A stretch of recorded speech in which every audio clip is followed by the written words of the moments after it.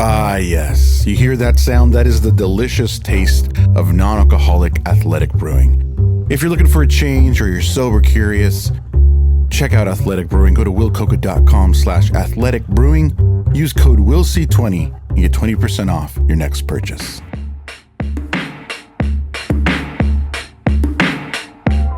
Welcome to the Will Coca Podcast. Another 5-Minute Friday starts now.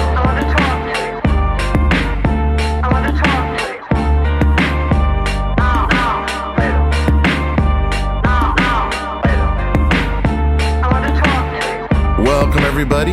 Another 5-Minute Friday. How are you guys doing? How was your week? Most of my time is spent navigating through a couple different worlds. I do my day job. I do music, production, writing, mixing. I do media such as photography, videography, and a couple other hobbies that I partake in. The one thing that's constant with all of these, and that's been constant with all of these, is my imposter syndrome.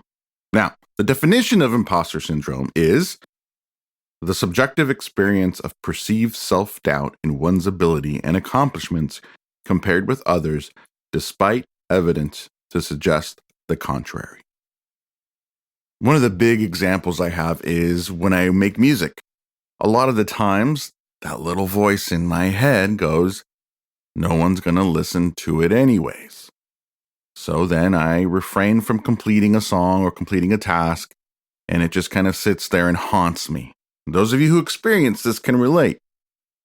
And it usually happens when I'm trying to pursue kind of a new way of doing things, whether it be with music or whether it be with media or whether it even be at my job.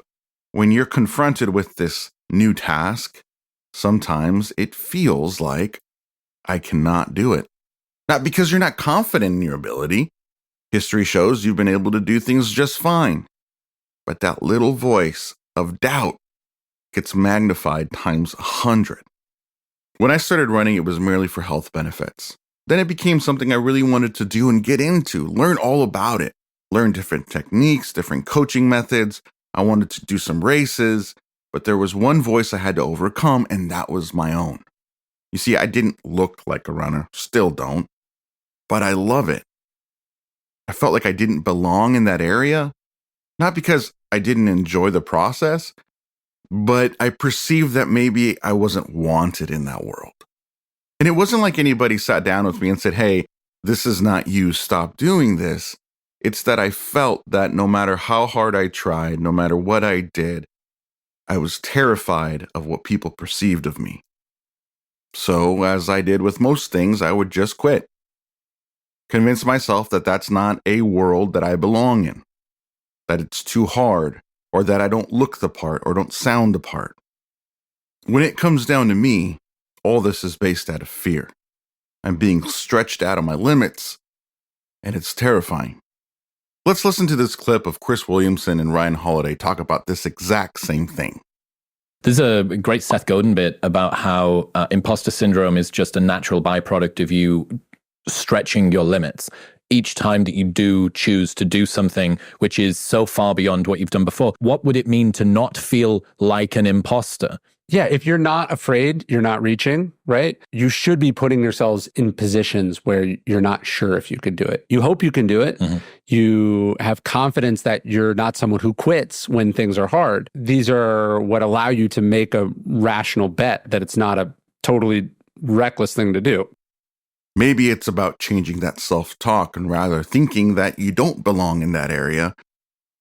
Maybe it's stretching you so that you do find a place in that area.